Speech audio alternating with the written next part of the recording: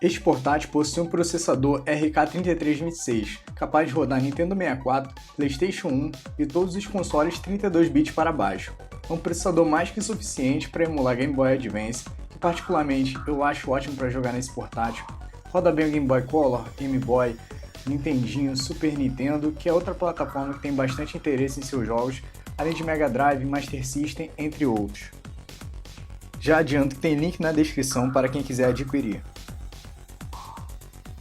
Sua tela tem 5 polegadas, um tamanho que rompeu os padrões nesse console, uma vez que os outros portáteis da mesma categoria usavam telas de 3 polegadas e meia. Esse display possui tecnologia IPS e resolução 854 por 480. Na prática, é uma ótima tela com boa iluminação, bons ângulos de visão e boa resolução. Em relação ao seu áudio, apesar de ter duas saídas na parte inferior da carcaça, conta apenas com um alto-falante de 1 watt.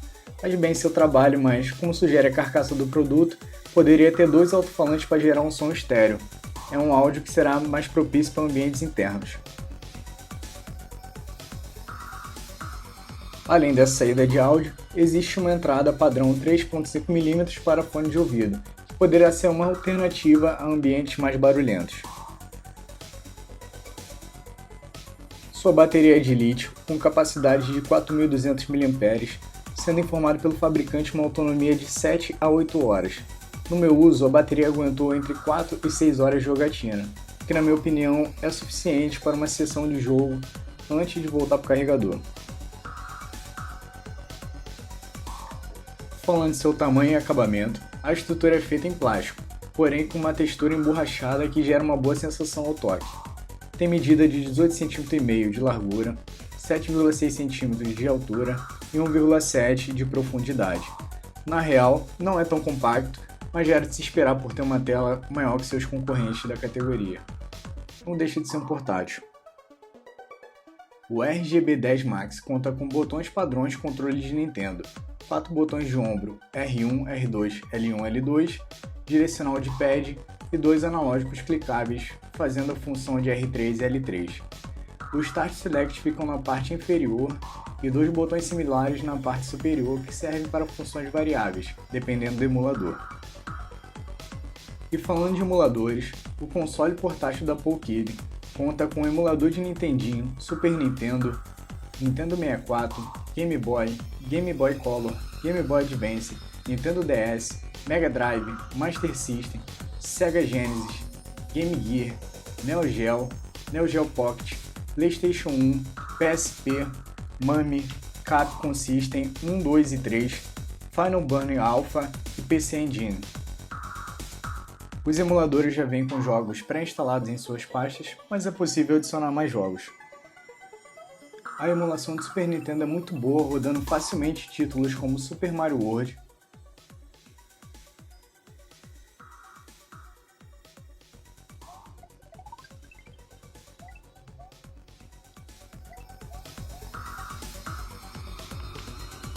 Donkey Kong Country, Yoshi's Island,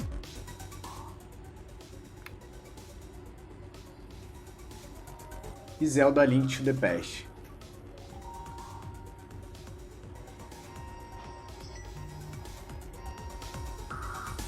E não fica para trás a emulação de Game Boy Advance, que para mim fica excelente para jogar nesse portátil.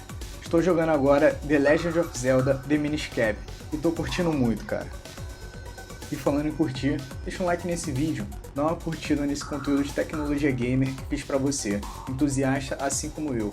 E se inscreve no canal, pois vou trazer muitos conteúdos sobre tecnologia, notebook, smartphone, headphones e mais. Voltando, os gráficos 3D também são suportados pelo hardware, tendo um desempenho razoável na execução de Nintendo 64, por exemplo em Super Mario 64,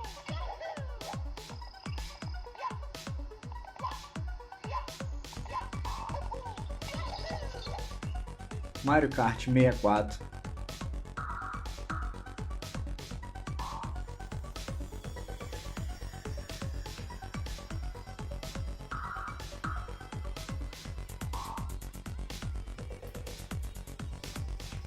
Zelda Ocarina of Time,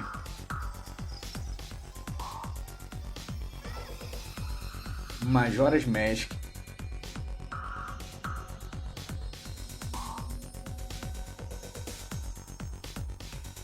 e Banjo-Kazooie. O console tem um melhor desempenho na emulação de PlayStation, indo bem em quase todos os jogos, rodando de forma estável títulos como Crash Bandicoot, Spider-Man, Tekken 3,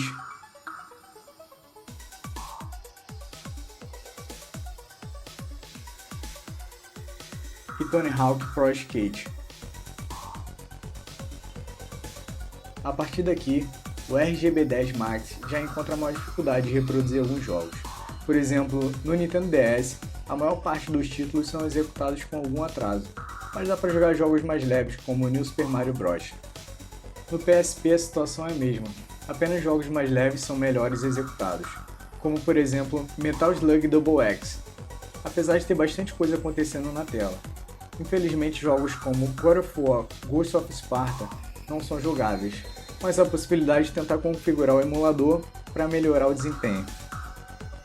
No geral, o Valkyrie RGB10 Max agrada, trazendo uma boa construção, bom desempenho até o PlayStation 1, botões confortáveis, autonomia razoável e uma ótima tela.